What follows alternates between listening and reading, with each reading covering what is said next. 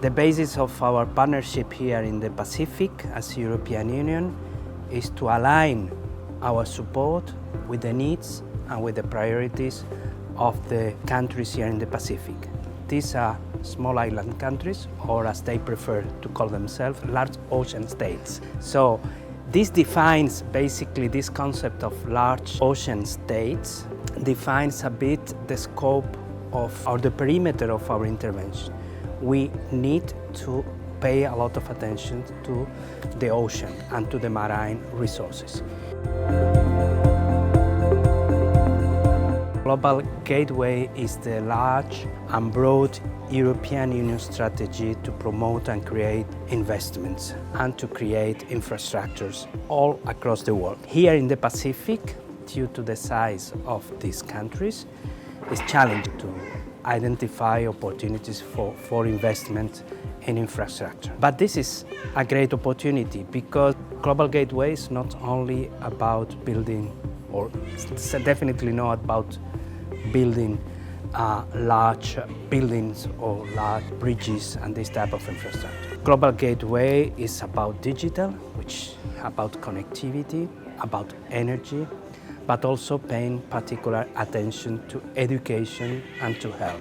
And here we are touching several sectors that bring opportunities to develop a sustainable tourism in the Pacific.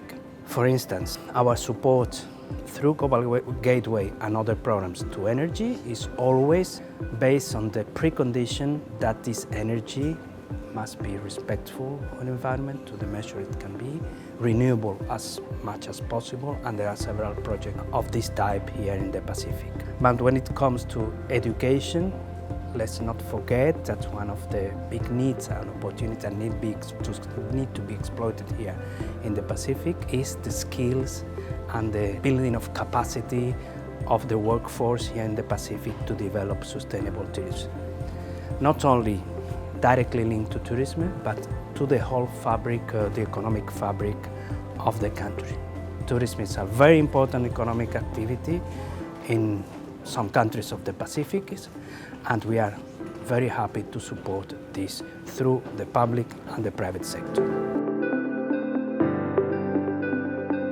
My name is Alfred Tawake.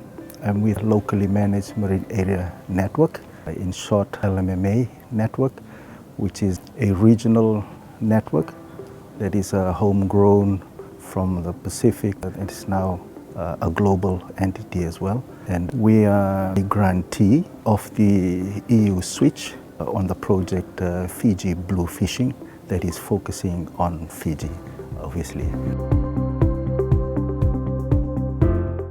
The project just been signed in December, so this month is the first implementation month, so we are in the very initial stage of preparation. As a background, we've been working with communities in the Pacific on sustaining their fisheries. So locally managed marine areas is a tool that communities are using to be able to restore their fishing grounds. And there are some very progressive and also exciting examples across. In Fiji, LMMAs are established in about 70% of the inshore fisheries or customary fishing areas in Fiji alone. But across the Pacific, the stories are the same. We know that more than 70% of our communities are along the coast. You either become a fisherman or a farmer or both. Many of us are both farmers and fishers. And restoring fisheries and our food systems, agriculture is very much key to our survival. This workshop is an opportunity for us to learn about sustainability, sustainable consumption, and circular economy. We know the need, we're here learning about and making connections as well. We recognize the need to be able to connect with more partners, including tourism, because those are opportunities that communities are also looking at when they restore their fishing grounds and then diversify away from fishing. And this project that is at the initial stage for us, the objective is to be able to support green transition of fisheries through the value chain, from fishermen right to the market. And we've been working with fishing groups, fishing cooperatives, fishing associations, and this is an added value for them in looking at how fisheries can benefit, can be more beneficial for them in the long term. LMMA has been in existence since 2000. We've been working with communities, and one of the ongoing challenges that we face is that communities, yes, we've established LMMAs, we're getting more fish, but we are also not getting income. And how can we benefit more from a spillover, from more fisheries to be able to meet our other needs? And at the same time, there are also studies that have indicated that up to 68% of the fish that are caught around Suva, for example, ingest microplastics. And that's an indication that what we eat, what we get from the sea are not as clean or as healthy as we intend. We can have more fish, more and bigger fish, but if the quality is not good, it's also not good for the health. So this project is also a way of improving agri-food systems through the value chain and also cleaning the fisheries value chain in that sense. I always believe in a bottom-up. That's very, very important for the Pacific. We have demonstration at the community level. The food systems, both marine and agriculture, also have standards. So if we have good standards at the community level, then opportunity to scale. Demonstration, not just examples, but demonstrate that it works. And in each country, having those demonstrations, I think it will improve the uptake of sustainable consumption concept and circular economy in the Pacific. Hola, my name's Terry Gorton. I'm here on behalf of the Taveuni Tourism Association. I'm the chairperson for that organisation, and I also have a dive resort on the island of Taveuni, so I'm wearing two hats today. I wanted to come to learn more about how we could be more sustainable, both for my organisation. We have over 80 members, all local people, all local small businesses. So I'd like to be able to go back to the island and give them just a small insight of what I've learnt today. So I'm very excited to be able to do that. Taveuni is very much on the cusp of trying to be sustainable, and that's where a lot of our farmers, a lot of our transportation workers, and just about every single one of the resorts on the island is striving for sustainability. It's a very small island. We need to look after it, and each and every one of us understands the importance of the sustainability, and bits and pieces that we've learnt today are certainly going to help us. We have a lot of challenges. We're a remote island community. We have very little infrastructure for tourism. We don't have sealed roads, we don't have a constant water source, we don't have power, we have to generate our own power. So you would probably wonder why people would come to such a place, but the one thing that we do have is natural beauty. We have amazing scuba diving, we've got a beautiful underwater world that's known worldwide as one of the top 10 dive destinations in the world. And of course we've got some of the most beautiful national parks and waterfalls just on the island. So people flock to Taveuni. However, it's up to us, the small businesses, to come together as a group and make it better, make the tourism more sustainable for our guests that come to visit us, so that they come back again. Talafalava, my name is Charlotte Chenmal Brunt. I'm from Samoa, and I'm the president of the Samoa Hotel and Hospitality Association. It's the first time I've been to a regional workshop for tourism. I've always come to Fiji or other places for tourism exchange or selling, as a seller. But to come as a representative of our association, it's been very fruitful, it's been very productive, and it's been a very eye-opening to see there's many challenges that we all face together as a Pacific nation, and we can learn from, the last two workshops.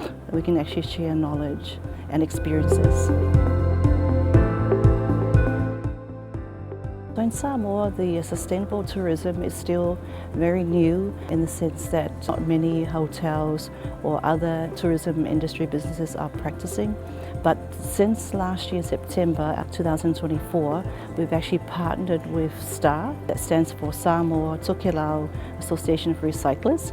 We actually joined and partnered with them because they advocate to recycle 5 types of plastic, not just one type of plastic, and also to reduce the landfill. I mean, it's all good to recycle, but the other main message that we see and the need is to reduce what goes back to the landfill and to recycle 5 types of plastic. That is really a big step in reducing waste. I would speak on behalf of Samoa is, one, we have to answer the question, what type of tourism do we want? Do we want a Bali tourism or a Hawaii tourism, which is a mass tourists visiting their countries? Samoa has answered that question in the last year when we looked at our tourism policy. We don't want mass tourists because we see that tourists nowadays are looking for authentic locations, the culture, the food. When you decide on a holiday, you don't say, I'm going to go to Korea because I love the Pullman Hotel in Busan. That's not the decision or the reason. The reason is because you saw a place in that country, you looked at the food and the amazing people and whatever they have to offer. And that is one of the first guidelines that I want to see for a successful tourism pathway, is to just get the tourists that appreciate authentic what the Pacific can offer. And the other successful part of our pathway that I would like to see for Samoa is going to, to the sustainable tourism. It's really important because we depend on the beauty, the esteemed sandy beaches look. I mean, we look at our generations out to come. And we look at Bali, everyone is going for Bali because they say about the beaches.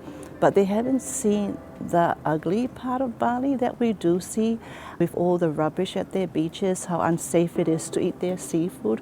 We see some of our Pacific countries, like Cook Islands, you cannot consume their reef fish because of particular reasons. And Samoa sees that and says, well, if we want a successful tourism and a long-going concerned tourism, we need to start actioning it now. And by not bringing hundreds of thousands, we're very comfortable in the number we have, and maybe lift it up in another 20% more, we'll be in a safe place economically as well. So those are the things that we would like to see in this successful pathway, is to ensure that we have the right numbers to visit our beautiful island nation and to be sustainable in our tourism practices so that our generations to come and generations of other countries will come to visit Samoa and still see beautiful Lalomanu, amazing Sava'i in 50 years. The most important aspect that I learned is that we need more collaboration, our collective ideas in the private sector level, and I would say from our tourism associations. I mean, what better place to start? To start at the association that it represents all your properties, all your tourism business, to come together yearly or biannually and to share what we go through, because at the end of the day, we need to market our nation as a destination. Our country is not a destination, it is the Pacific region. You take, for example, your personal experience. If you were planning a trip to Europe, you're not going to just go to London. You're going to sure do Paris, Germany, because you're thinking to yourself, I'm coming all the way down from the south part of the world and I'm coming up to Europe and I paid so much money, I better make sure. And that is how I see from this workshop, we need to work collectively, not just to make sure that we have a sustainable tourism, but we need to work together to market us as a destination, as one country, the Pacific Ocean. This workshop is more on a regional scale now, and this is why we want to come and work with the regional bodies, with our other Pacific Islands brothers and sisters, and we want to share their ideas and see from where they're coming from, the challenges they've been facing, and from our part, what we've been facing as well, so we can try to work together to address some of the problems that we have more similarities and try to find a common ground of strategy, building strategies around those. Because Pacific and PNG, we are not far from each other. Whatever was once facing another country, another Pacific Island country, it will definitely move to another. So we're all facing the same consequences. So this is why I think PNG sees this kind of workshop as very vital, as a point of connect.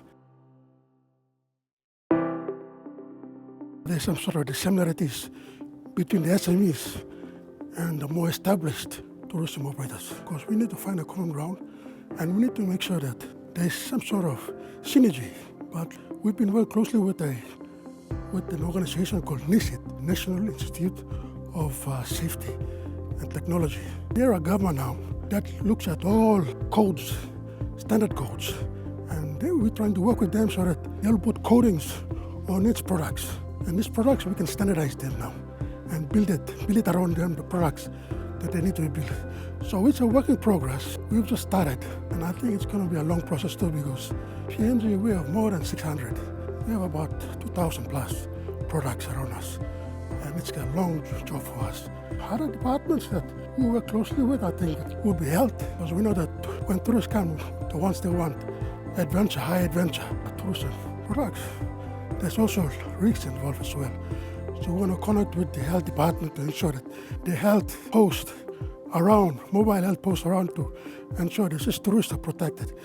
The other one is tourism police. We've also tried to put police to certain areas where we say there's hotspots for tourists to travel. So there'll be tourism police. This is a work in progress, and the police department is already geared to work with us on this. Like bird watching. We have tons and tons of birds that's never been seen around the world. That is one product that we want to build on and capitalize on to make it become a better product the world will recognize. The other is culture. We have so many diverse cultures, 600 languages and different kind of thousands and thousands of traditions, cultures. So you can see we are just covered with all those. Only thing we need to do is we need to put them together, we need to make them become more coordinated and build them up. So I think our selling point would be the niche products that we have. Firstly, is the information that came out that I saw that's very interactive, and I saw that some of the new issues that we built up, like procurement. That's something that we would like to look into as well, because procurement is something that we've not thought about it, so we'll have to think hard about how we can do that to procure. The other is a chain of supply chain. Now, as the supply chains move from the community up to the selling point, there's cost incurred. Who meets those costs? They come back to the tour operator, who benefits from it? And then when there's some sort of cost involved, tax obviously comes in, pays for the tax. So these are some hard-lining questions we would like to do as well. This workshop is important because we get to learn from other countries on their standards program and other areas on sustainable tourism that we may have gaps in, and learn from their best practices, and we can also share our best practices so that other small island states can learn from. At the moment, in terms of sustainable tourism, we have the policy in place that we've launched, the Kiribati Sustainable Tourism Policy and Action Plan, and we launched that last year, and it provides us a guideline for the tourism industry to grow sustainably. It also guides investment, especially in terms of the local investors, as well as guidelines for the foreign investors that would like to invest in Kiribati, especially on our niche tourism products. We're still an emerging, as a small island state, we're still very much on a small scale. Our tourism development is on a small scale, but the sustainable tourism policy helps us to move forward using best practices from other countries. At the moment, we have only a few, just some recycling initiatives, mainly on just cans and PET bottles. We have some initiatives from the NGOs that are starting to work on circular economy. It's very new to them, but at the moment it's just focused on just the recycling products, because waste is a huge challenge for Kiribati. We don't really have the land space. Waste management is usually an issue given that we have a high population and a small land space. But it's an area that we're hoping to learn, especially in this workshop, and learn from others and how we can move forward. We have the NGO rep as well here, and circular economy is definitely one area that we're hoping to learn a lot from, so we can bring back to Kiribati to move forward with. I mean, it's very hard to do a roadmap that fits all the different countries, but it's something that will probably use best example, maybe the one that can be adopted to all the different island states. And we're certainly looking forward to one that fits that also can be adopted to the small island states, and using models on best practice from the bigger countries.